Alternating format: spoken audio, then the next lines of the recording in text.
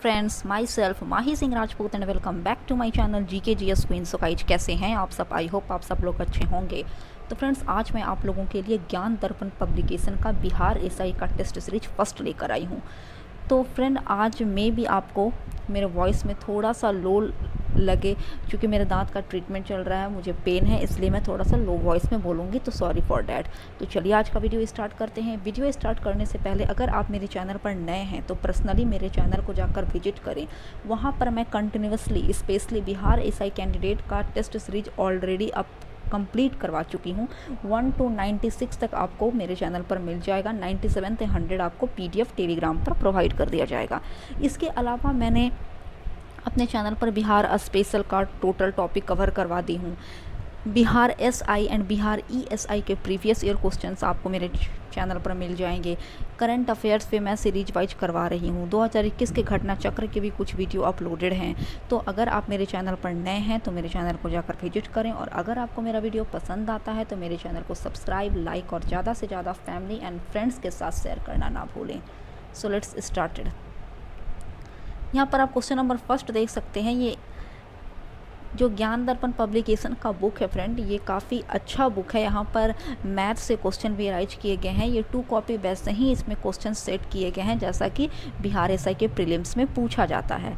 तो question number first है कि जैन धर्म के कौन से तीर्थंकर भागवत धर्म के वासुदेव कृष्ण के समकालीन थे? Option C is correct, अरिस्टनेमी।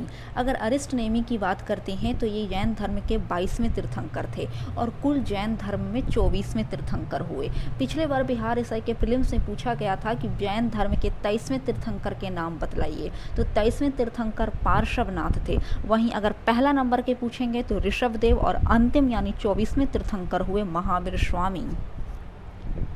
Next है कि वत्स महाजनपद की राजधानी थी। तो देखिए, जो 16 महाजनपद का उदय हुआ था ना, तो उसमें एक वत्स महाजनपद भी था, तो उसकी राजधानी का नाम क्या था? Kaushambi.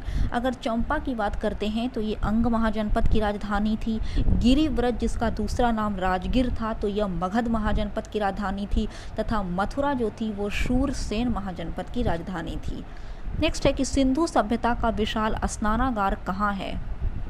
Option D is correct, Mohenjodaro में सिंधु सभ्यता का विशाल स्नानागार के साथ साथ विशाल अन्नागार दोनों प्राप्त हुए हैं। इसके अलावा मोहनजोदड़ो से पशुपतिनाथ का एक काफ़ी ज़्यादा इम्पॉर्टेंट मुहर मिला है। कई एक बार एग्जाम में क्वेश्चन रिपीट किए गए हैं कि पशुपतिनाथ का जो मुहर है वो सिंधु घाटी सभ्यता के किस एरिया से, यानी किस क्षेत्र में प्राप्त हुआ, तो उसका भी करेक्ट आंसर मोहनजोदड़ो ही हो जाएगा। नेक्स्ट है कि किस नदी का प्राचीन नाम सदा नीरा है? यहाँ पर थोड़ा सा मिसप्रिंट हुआ है, सदा नीरा। तो option B is correct, Gandak नदी को ऋग वैदिक काल के दौरान सदा नीरा नाम दिया गया था। नेक्स्ट है कि बौद्ध धर्म की महायान शाखा औपचारिक रूप से किसके शासनकाल में प्रकट हुई? ऑप्शन सी कनिष्क के शासनकाल में। जब चतुर्थ बौद्ध संगीति का आयोजन कुंडलबंद कश्मीर में किया गया था, उसी दौरान बौद्ध धर्म को 2 खेमों में बांटा गया, महायान तथा हीनयान। और अगर बात करते हैं कि उस समय राजा कौन था, तो उस समय राजा का नाम था कनिष्क। तो ऑप्शन सी यहाँ पर करेक्ट हो जाएगा। बौद्ध धर्म का जो चतुर्थ बौद्ध संगीति हुआ, उसका आयोजन यानी उसकी अध्यक्षता किसने की थी? तो उस अध्यक्ष का नाम था वसुमित्र। तो यहाँ पर जितने भी इंपॉर्टेंट नोट्स हैं वो आप नोट करते चलिए। नेक्स्ट क्वेश्चन नंबर 6 आप देख सकते हैं कि पुरंदर की संधि कब हुई थी? तो यह संधि जय सिंह प्रथम और छत्रपति शिवाजी के बीच हुई थी 11 जून 1665 को। नेक्स्ट, शिवाजी की राजधानी कहाँ पर थी? Option C Raigarh. नेक्स्ट है कि सरंजामी प्रथा किससे संबंधित थी? ऑप्शन डी मराठा प्रशासन से। अब देखिए कि सरंजामी प्रथा एक्चुअली में कहते किसे थे, तो ये मराठा प्रशासन की भू राजस्व प्रथा थी फ्रेंड, जो कि पूर्ण रूप से सैनिक सेवाओं के बदले में जात और फौज 2 रूपों में दी जाती थी। नेक्स्ट है कि जयपुर के महाराजा सवाई जयसिंह ने वेधशाला कहाँ पर नहीं बनवाई थी? तो सवाई जयसिंह की अगर बात करते हैं तो उन्होंने बहुत सारे जगहों में वेधशालाओं का निर्माण किया था, जैसे उज्जैन, मथुरा, वाराणसी, बट इलाहाबाद में उनकी कोई वेधशालाओं का निर्माण नहीं किया गया था। अगर पूछा गया कि महाराजा सवाई जय सिंह के द्वारा प्रथम वेधशाला का निर्माण कहाँ किया गया, तो वह बनाया गया था दिल्ली में 1724 ईस्वी में। नेक्स्ट है कि किस बादशाह के अंतर्गत मुगल सेना में सर्वाधिक हिंदू सेनापति थे? ऑप्शन सी, औरंगजेब के शासनकाल में सबसे ज़्यादा हिंदू सेनापति को औरंगजेब ने कार्य पर रखा था। हालांकि अगर मुग़ल साम्राज्य की बात करते हैं तो मुग़ल एम्पायर में ऐसा मतलब माना जाता है कि औरंगजेब सबसे निरंकुश शासक था, बट यहाँ पर आप देख सकते हैं कि औरंगजेब निरंकुश होने के बावजूद भी उसने हिंदू सेनापति को अपने शासनकाल के दौरान सबसे ज़्यादा कार्य दिए थे। नेक्स्ट है कि प्राचीन स्मारक संरक्षण अधिनियम किस गवर्नर जनरल के कार्यकाल में पारित हुआ था? ऑप्शन बी, लॉर्ड कर्जन के शासनकाल में सन 1904 ईस्वी में, जिसका मेन मोटो था प्राचीन स्मारकों को संरक्षण प्राप्त करना, प्रदान करना। नेक्स्ट है कि अस्थाई बंदोबस्त किसके साथ किया गया? तो देखिए, अस्थाई बंदोबस्त का ही दूसरा नाम था इस्तमरारी बंदोबस्त या जमींदारी बंदोबस्त। तो ये जमींदारों के साथ किया गया था और इसकी शुरुआत 1793 ईस्वी में लॉर्ड कॉर्नवालिस ने की थी। अब देखिए कि परमानेंट सेटलमेंट एक्चुअली में था क्या। तो इसके तहत ना किसानों के भूमि संबंधी अधिकार को यहाँ पर समाप्त करके जमींदारों को भूमि का मालिक बना दिया गया था। आप सोच सकते हैं कि किस प्रकार किसान की भूमि को जमींदारों को सौंप दिया गया था। नेक्स्ट है कि 1857 ईस्वी में भारत का गवर्नर जनरल कौन था? Option C is correct, Lord Canning. Lord Canning की अगर बात करते हैं तो ईस्ट इंडिया कंपनी का अंतिम गवर्नर जनरल होने के साथ साथ भारत का पहला वायसराय था। नेक्स्ट है कि सैडलर आयोग का गठन किस वर्ष हुआ? ऑप्शन ए, सन 1917 ईस्वी में। सैडलर आयोग जो थी फ्रेंड, वो शिक्षा का एक आयोग था। इसके तहत 12 वर्षीय स्कूली शिक्षा और माध्यमिक शिक्षा के बाद ग्रेजुएशन की जो उपाधि होती थी ना, उसके लिए उचित व्यवस्थाओं का प्रावधान किया गया था सैडलर आयोग 1917 के तहत। नेक्स्ट है कि भारत में आधुनिक शिक्षा प्रणाली की नींव किससे पड़ी? ऑप्शन सी, 1835 के मैकाले के स्मरण पत्र से। नेक्स्ट है कि संविधान के किस अनुच्छेद में विनियोग विधेयक का वर्णन है? Option A is correct, article 114 में। नेक्स्ट है कि भारतीय विधान पालिका प्रथम बार द्विसदनीय बनाई गई। ऑप्शन सी, 1919 के एक्ट यानी पार्लियामेंट्री रिफॉर्म्स के तहत भारतीय विधान पालिका को द्विसदनीय बनाया गया। इसके तहत केंद्रीय विधान परिषद का स्थान जो था वो राज्य परिषद और केंद्रीय विधानसभा वाले द्विसदनीय विधान मंडल ने ले लिया। नेक्स्ट है कि 1946 ईस्वी में निर्मित अंतरिम सरकार में कार्यपालिका परिषद के उपसभापति कौन थे? तो देखिए, आज़ादी के पहले भारत में अंतरिम सरकार का गठन किया गया था। ये मैं जब हिस्ट्री का टॉपिक कवर करवा रही थी मार्क्समैन का, तो वहाँ पर मैं डिटेल से इसके बारे में डिस्क्राइब कर चुकी हूँ। तो इसका correct answer option number D यानी पंडित जवाहरलाल नेहरू जी हो जाएंगे, क्योंकि अंतरिम सरकार में भी अलग अलग जो पोस्ट दिए गए थे उसके अलग अलग नेता चुने गए थे। तो यहाँ पर जवाहरलाल नेहरू को कार्यपालिका परिषद के उपसभापति थे। नेक्स्ट है कि संविधान सभा उद्देश्य प्रस्ताव निम्न में से किस एक के द्वारा प्रस्तुत किया गया था? तो जो उद्देश्य प्रस्ताव था वो संविधान सभा में पंडित जवाहरलाल नेहरू ने पेश किया था 13 दिसंबर 1946 को। बट संविधान सभा ने कुछ टाइम बाद इसे स्वीकारा और फाइनली संविधान सभा ने पंडित जवाहरलाल नेहरू के इस उद्देश्य प्रस्ताव को स्वीकारा था 22 जनवरी 1947 को। नेक्स्ट है कि संविधान सभा की प्रांतीय संविधान समिति का अध्यक्ष कौन था? ऑप्शन बी, सरदार वल्लभ भाई पटेल। देखिए, संविधान सभा के निर्माण के लिए अलग अलग समितियों, अलग अलग टीम का गठन किया गया था। तो प्रांतीय समिति के सदस्य थे सरदार वल्लभ भाई पटेल। अगर पंडित जवाहरलाल नेहरू की बात कर लेते हैं तो ये संघ संविधान समिति के सदस्य थे। संघ संविधान समिति के पंडित जवाहरलाल नेहरू तथा प्रांतीय संविधान समिति के सरदार वल्लभ भाई पटेल। राजेंद्र प्रसाद को काफ़ी सारे समितियों का अध्यक्ष चुना गया था, जैसे डॉक्टर राजेंद्र प्रसाद नियम समिति, संचालन समिति, वित्त और कर्मचारी समिति के अध्यक्ष थे और डॉक्टर भीमराव अंबेडकर प्रारूप समिति के अध्यक्ष थे। नेक्स्ट है कि भारत में न्यायिक पुनरीक्षण की संकल्पना किस देश के संविधान से ली गई है? Option C is correct, America से। नेक्स्ट है कि मैथिली को किस वर्ष 8वीं अनुसूची में डाला गया?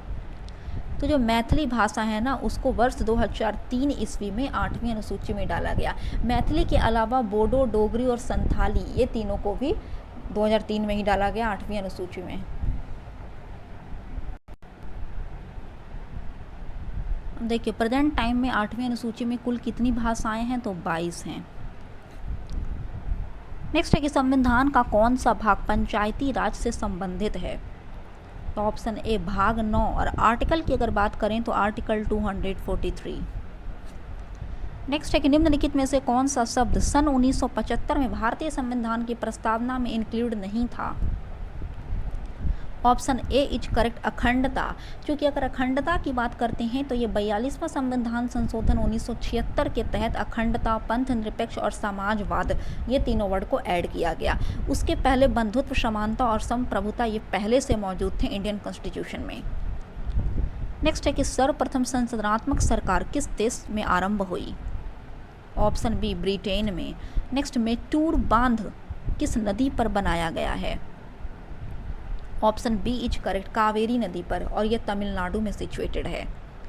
नेक्स्ट है कि निम्नलिखित में से किस राज्य से होकर कर्क रेखा नहीं गुजरती है? तो कर्क रेखा भारत के कुल 8 राज्यों से होकर गुजरती है और वे राज्य हैं राजस्थान, मध्य प्रदेश, झारखंड, गुजरात, छत्तीसगढ़, पश्चिम बंगाल, त्रिपुरा तथा मिजोरम। तो ऑप्शन सी यानी महाराष्ट्र से होकर नहीं गुजर रही है। नेक्स्ट है कि निम्नलिखित में से कौन सा केंद्र शासित राज्य चीन की सीमा से जुड़ा हुआ नहीं है? तो इट्स करेक्ट आंसर है जो option number A Jammu Kashmir, जो अब चीन की सीमा से जुड़ा हुआ नहीं है। और चूंकि उत्तराखंड तो और सिक्किम आप देख सकते हैं कि तो स्टेट ही है। नेक्स्ट है कि भारतीय उपमहाद्वीप मूलतः एक विशाल भूखंड का भाग था जिसे कहते हैं? Option C Gondwana land. Himalaya का पर्वत पदीय प्रदेश है? Option D is correct, Shivalik. Next है कि बिग बैंग सिद्धांत निम्नलिखित के उद्भव की व्याख्या करता है? ऑप्शन ए इज करेक्ट, ब्रह्मांड की उत्पत्ति से रिलेटेड है बिग बैंग सिद्धांत। नेक्स्ट है कि सौर मंडल में ग्रहों की संख्या कितनी है? ऑप्शन बी कुल 8 ग्रह हैं हमारे सौर मंडल में, और सूर्य से बढ़ती हुई डिस्टेंस के अकॉर्डिंग मैं यहाँ पर 8 ग्रहों का नाम बतला रही हूँ, तो वो आप नोट कर सकते हैं। क्योंकि सूर्य से जो सबसे नज़दीक है वो है बुध, सेकंड पोजीशन पर Shukra, third Prithvi, fourth Mangal, fifth Brihaspati, sixth Shani, seventh Arun और लास्ट वरुण है। यानी वरुण की अगर बात करें तो सूर्य से सबसे ज़्यादा दूरी पर कौन सिचुएटेड है? तो वरुण, और सबसे नज़दीक बुध ग्रह। नेक्स्ट है कि भूपर्पटी में बहुतायत में पाया जाने वाला रासायनिक तत्व क्या है? तो इसका जो करेक्ट आंसर हो जाएगा वो ऑप्शन नंबर सी हो जाएगा, यानी ऑक्सीजन। ऑक्सीजन सबसे ज़्यादा पाया जाता है। अगर इसका परसेंटेज की बात करें तो अप्रॉक्स 46.6%। दूसरा पोजीशन पर सिलिकॉन आ जाता है। नेक्स्ट है कि जब किसी वस्तु को पृथ्वी से चंद्रमा पर ले जाया जाता है तो देखिए, अगर सपोर्ट दैट किसी वस्तु को हम पृथ्वी से चंद्रमा पर ले गए तो वहाँ चंद्रमा पर जाने पर ना वो पृथ्वी के वेट का 1/6 टाइम्स हो जाता है। इट मीन्स उसका जो वजन होता है वो घट जाता है। सपोर्ट दैट अगर पृथ्वी पर किसी बॉल का वजन 60 kg है तो अगर हम यूनिवर्स में उसको ब्रह्मांड में ले जाएंगे ना तो वो उसका 1/6 पार्ट हो जाएगा, यानी 10 kg हो जाएगा। तो यहाँ 60 है, ब्रह्मांड में जाने पर चंद्रमा पर जाने पर वो 10 kg हो रहा है, तो क्या वो वजन तो घट ही रहा है। नेक्स्ट है कि भूमध्य रेखा या विषुवत रेखा गुजरती है? Option B is correct, Maldives से। और विषुवत रेखा कुल 13 देशों से होकर गुजरती है। यह जानने के लिए आप मेरे प्रीवियस सेट को विजिट कर सकते हैं। नेक्स्ट है कि ताप यानी टेम्परेचर की एसआई यूनिट क्या है? काफ़ी इजी क्वेश्चन है, केल्विन, जिसे के से डिनोट किया जाता है। नेक्स्ट है कि निम्न में से कौन सा अदिश राशि है? अदिश राशि यानी स्केलर क्वांटिटी। तो स्केलर क्वांटिटी वैसे क्वांटिटी को कहते हैं in which only magnitude present but not direction. केवल मैग्नीट्यूड उपस्थित रहता है, डायरेक्शन दिशा उपस्थित नहीं रहती है, तो उसी को स्केलर क्वांटिटी यानी अदिश राशि कहा जाता है। तो ऑप्शन सी यानी वर्क की अगर बात करें, कार्य की, तो वह स्केलर क्वांटिटी है। जबकि यहाँ पर आप देख सकते हैं फोर्स, स्पीड तथा त्वरण यानी एक्सीलरेशन, ये तीनों आ जाता है वेक्टर क्वांटिटी यानी सदिश राशि में। नेक्स्ट है कि जी यानी ग्रेविटी का मान न्यूनतम होगा? ऑप्शन बी विषुवत रेखा पर। नेक्स्ट है कि ध्वनि का किस माध्यम में गमन नहीं हो सकता? तो ऑप्शन डी निर्वात यानी वैक्यूम की बात करते हैं तो ध्वनि को गमन करने के लिए किसी मीडियम की ज़रूरत होती है, तो यहाँ पर निर्वात में गमन नहीं हो सकता, जबकि हवा, इस्पात और पानी में गमन हो सकता है ध्वनि। तो चलिए नेक्स्ट क्वेश्चन नंबर 40 है कि किसी व्यक्ति का पूरा प्रतिबिंब देखने के लिए एक समतल दर्पण जो जनरली हम लोग प्लेन मिरर यूज करते हैं घर में, उसकी मिनिमम हाइट कितनी होनी चाहिए? तो व्यक्ति के ऊंचाई की अगर आधी, सपोर्ट दैट व्यक्ति आप यहाँ पर इतना लंबा है, तो अगर उसका आधा प्लेन मिरर रख देंगे ना, तब उसका पूरा प्रतिबिंब यहाँ पर मिरर में बन जाएगा। नेक्स्ट है कि निम्नलिखित में से कौन सा रासायनिक परिवर्तन है? तो देखिए, मैग्नीशियम तार का गर्म होना, कपड़े सूखना, पानी में चीनी का घुलना, ये तीनों फिजिकल चेंज है। बट अगर पटाखों के जलने की बात करते हैं तो ये रासायनिक परिवर्तन यानी केमिकल चेंज हो जाता है। नेक्स्ट है कि निम्नलिखित में से कौन एक रेडियो एक्टिव एलिमेंट नहीं है?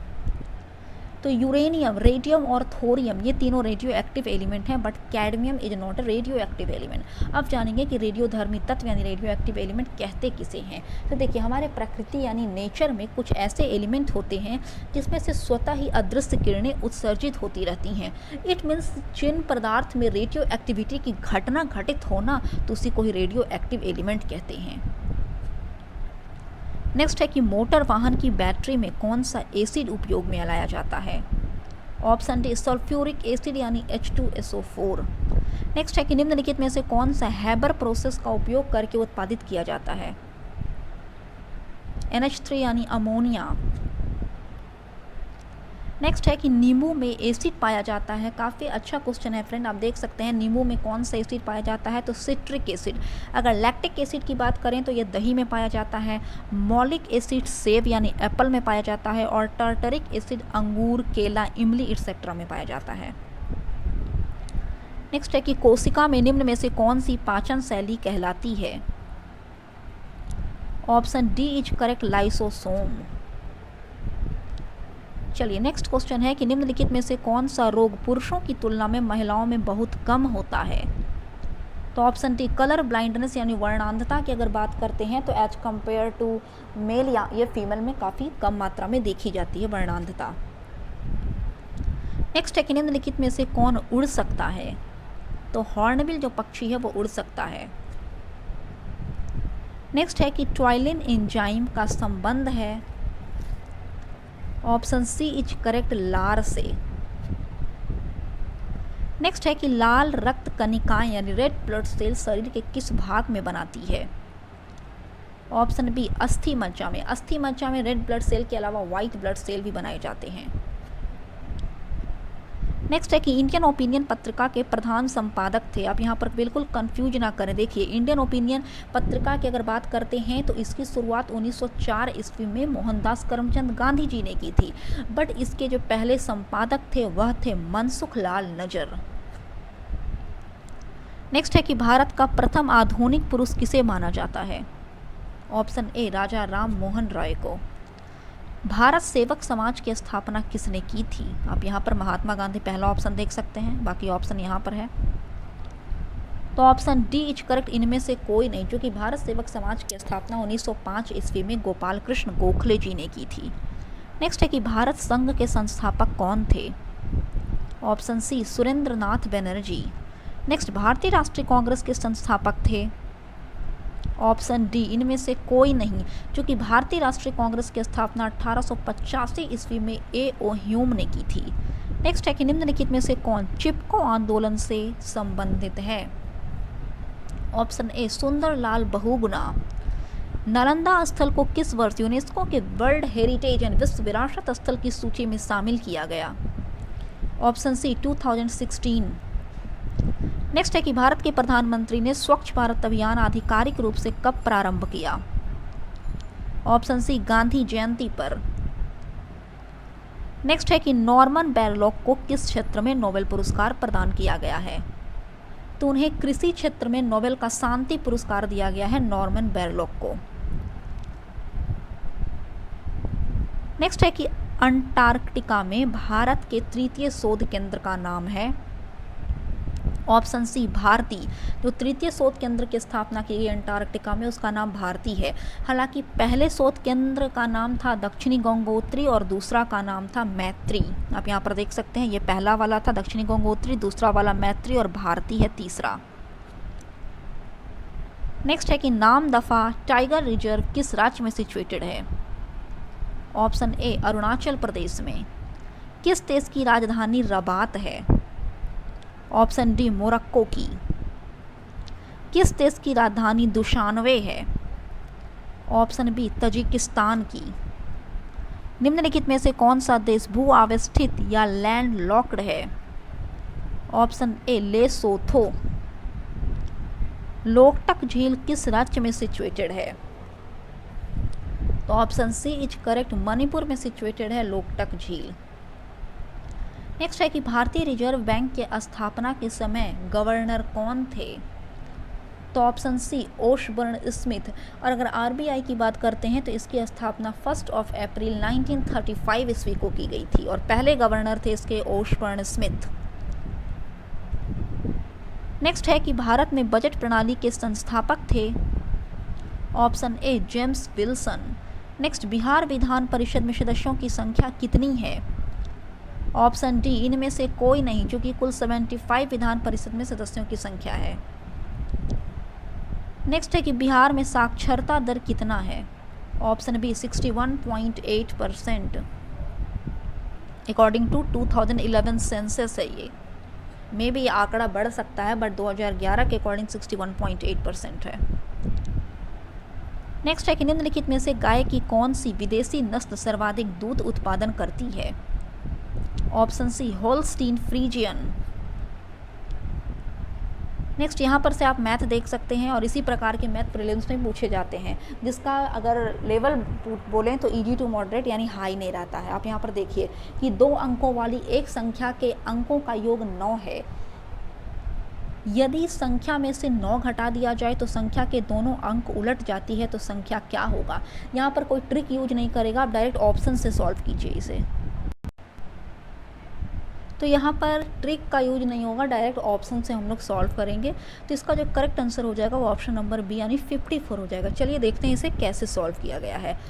तो यहाँ पर बोल रहा है कि 2 अंकों वाली एक संख्या के अंकों का योग 9 है, तो अगर 54 है तो 5 + 4 करेंगे तो देख लीजिए 9 आ रहा है ना।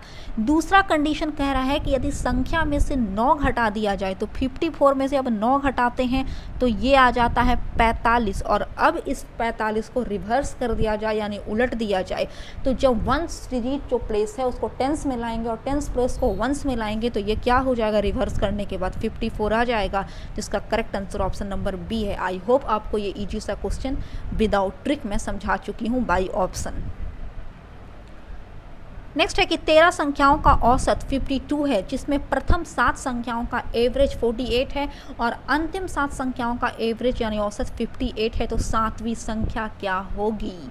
तो इसका जो करेक्ट आंसर है सॉल्व करने पर वो ऑप्शन नंबर बी यानी 66 आएगा। चलिए देखते हैं इसे। यहाँ पर बोल रहा है कि पहला जो 7 यानी फर्स्ट 7th नंबर है उसका एवरेज 48 है। तो देखिए 7 × 48 जो कि एवरेज को मल्टीप्लाई किया जाता है। उसके बाद फिर हम लोग ऐड करेंगे, इसमें अंतिम 7 संख्याओं का औसत 58 है, तो +7 × 58, ठीक है, और माइनस कर देंगे ये पूरा होल, ये पूरा एक बार सॉल्व करेंगे और माइनस करेंगे हम लोग क्या, तो 13 × 52 को जब ये पूरा सॉल्व करेंगे तो इसका करेक्ट आंसर 66 आ जाएगा। नेक्स्ट है कि 3 क्रमागत विषम संख्याओं यानी ऑड नंबर का एवरेज 13 है, इनमें से प्रथम 2 संख्याओं का योग क्या होगा? It's correct answer is option number B यानी 24। चलिए देखते हैं। सपोज दैट यहाँ पर पहला जो हम लोग ऑड नंबर लेट कर रहे हैं वो x है, ठीक है, तो जो दूसरा ऑड नंबर लेट करेंगे तो जाहिर सी बात है कि उसमें हम लोग कितना ऐड करेंगे, तो 2 ऐड करेंगे, ठीक है। तो यहाँ पर जो दूसरा ऑड नंबर है वो 2 ऐड कर रहे हैं इसमें। तीसरा वाला में क्या ऐड करेंगे, तो 4 ऐड करेंगे। डिवाइडेड बाई 3 इक्वल टू 13 जब सॉल्व कीजिएगा तो x का वैल्यू 11 आ जाएगा। तो यहाँ पर बोल रहा है कि इनमें से पहले 2 संख्याओं का योग ज्ञात करना है, तो ये 11 और ये +11 + 2 यानी 13 यानी 11 + 13, तो इसका करेक्ट आंसर हो गया 24। क्या हो गया, 24। तो चलिए नेक्स्ट है कि a तथा b किसी कार्य को क्रमशः 10 तथा 15 दिन में पूरा कर सकते हैं। एक कार्य को अकेले आरंभ करता है तथा उसके 5 दिन बाद बी भी इंक्लूड हो जाता है। इस प्रकार कार्य पूरा करने में कितने दिन लगेंगे, तो ऑप्शन डी कुल 8 डेज। यहाँ पर आप देख सकते हैं कि ए एक काम को कितना दिन में पूरा कर रहा है, 10 दिन में, बी कितना दिन में पूरा कर रहा है, 15 दिन में। अगर 10 और 15 का एलसीएम निकालेंगे तो इसका एलसीएम क्या आ जाएगा फ्रेंड, 30 आ जाएगा। तो 10 का 30 में कितना बार 10, तो ये 3 हो गया। और ये 15 का अगर डिविजिबल 30 की बात करें तो ये कितना हो जाएगा, 2 हो जाएगा। यानी ए की अगर बात करते हैं तो वो 3 यूनिट कार्य पर डे कर रहा है, और बी कितना कर रहा है, तो 2 यूनिट कार्य बी कर रहा है पर डे। बट यहाँ पर ए जो है ना वो 5 दिन अकेले काम करता है, उसके बाद यहाँ पर बी उसमें इंक्लूड होता है। तो एक 5 दिन तो पहले अकेले काम किया, ठीक है। और ए का यूनिट क्या है एक दिन का, तो वो 3 है। तो ये कितना यूनिट हो गया, 15 यूनिट हो गया ए का। Suppose that A plus B यानी 5 यूनिट, तो यहाँ पर 5 डिवाइडेड बाई 15, तो क्या हो जाएगा, 3 डेज। तो ए हो गया 5 डेज और बी हो गया 3 डेज। तो ए प्लस बी निकालना है, तो 5 + 3 यानी 8 डेज इसका आंसर होगा 74 का। नेक्स्ट है कि 300 मीटर लंबी एक रेलगाड़ी 25 मीटर पर सेकंड की स्पीड से चल रही है। 200 मीटर लंबी पुल को पार करने में इसे कितना समय लगेगा। इसका जो करेक्ट आंसर है वो ऑप्शन नंबर क्या हो जाएगा फ्रेंड, तो ऑप्शन नंबर सी हो जाएगा 20 सेकेंड। चलिए इसे सॉल्व करते हैं, काफ़ी इजी क्वेश्चन है। फार्मूला में कुछ पुट करना है, तो speed equal to distance by time का फार्मूला है। स्पीड आपका दिया हुआ है 25 मीटर पर सेकेंड, डिस्टेंस है 500। चूँकि अब देखिए 500 कैसे आएगा, क्योंकि 300 मीटर तो रेलगाड़ी की ही लंबाई है, प्लस वो ऐसे किसी वस्तु को पार करे जिसका खुद का कोई मेजरमेंट हो, खुद का कोई डिस्टेंस हो, तो वो ऐड हो जाता है। ये मैं पहले भी बतला चुकी हूँ। तो 300 + 200 कितना हो गया, डिस्टेंस पूरा हो गया 500। तो टाइम तो आपको निकालना ही है, तो टाइम इसका आ जाएगा correct answer option number C यानी 20 सेकेंड। नेक्स्ट है कि देश के लिए नियंत्रक एवं महालेखा परीक्षक यानी कैग कौन बने हैं। ऑप्शन डी इनमें से कोई नहीं, गिरीश चंद्र मुर्मू। यहाँ पर सुरेश है, कंफ्यूज मत कीजिएगा, गिरीश चंद्र मुर्मू। नेक्स्ट है कि हाल ही में भारत से बाहर विश्व के पहले योग विश्वविद्यालय का शुभारंभ किस स्थान पर किया गया है। Option A is correct, America के लॉस एंजल्स में। नेक्स्ट है कि इंटरनेशनल बुकर प्राइज 2020 का विजेता किस देश के नागरिक हैं। ऑप्शन बी नीदरलैंड के। नेक्स्ट है कि विश्व खाद्य पुरस्कार 2020 किसे प्रदान किया गया। ऑप्शन ए रतन लाल को। नेक्स्ट है कि राजीव गांधी खेल रत्न पुरस्कार 2020 की विजेता मनिका बत्रा किस खेल से संबंधित हैं। ऑप्शन डी टेबल टेनिस से। नेक्स्ट 92वां ऑस्कर पुरस्कार 2020 में सर्वश्रेष्ठ फिल्म का पुरस्कार मिला है। ऑप्शन ए पैरासाइट को। नेक्स्ट है कि वर्ष 2020 में विश्व स्वास्थ्य संगठन ने किस देश को पोलियो मुक्त देश घोषित किया है। ऑप्शन सी नाइजीरिया को। नेक्स्ट है कि किस शहर को विश्व के अग्रणी खेल पर्यटन गंतव्य के रूप में चुना गया। ऑप्शन सी अबू धाबी को। हाल ही में रेलवे संग्रहालय स्थापित किया गया। ऑप्शन डी हुबली में। नेक्स्ट है कि कौन सा देश अपने राजनीतिक मानचित्र में भारत के लिपुलेख, काला पानी और लिम्पियाधुरा को शामिल किया है। ऑप्शन डी कोई नहीं। नेक्स्ट है कि हाल ही में भारत के किस शहर में थेनजोल गोल्फ रिसोर्ट परियोजना आरंभ किया गया। ऑप्शन बी मिजोरम में। नेक्स्ट है कि मनोदर्पण योजना केंद्र सरकार के किस विभाग द्वारा आरंभ किया गया। ऑप्शन डी मानव संसाधन विकास मंत्रालय के द्वारा। चलिए नेक्स्ट है कि #IQUIT अभियान किस केंद्रीय मंत्री ने आरंभ किया। Option B R.K. सिंह ने।